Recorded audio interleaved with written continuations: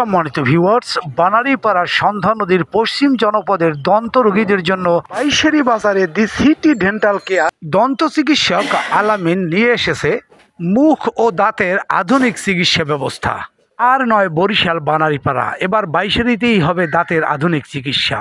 চিকিৎসক মোহাম্মদ আলামিন আসরের নামাজের বাদ এই সিটি ডেন্টাল কেয়ার শুভ উদ্বোধন হবে।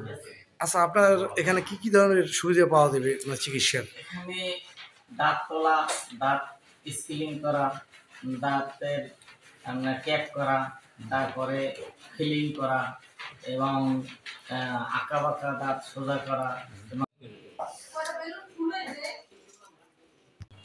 মহিলাদের জন্য মহিলা সুব্যবস্থা আছে, পুরুষদের জন্য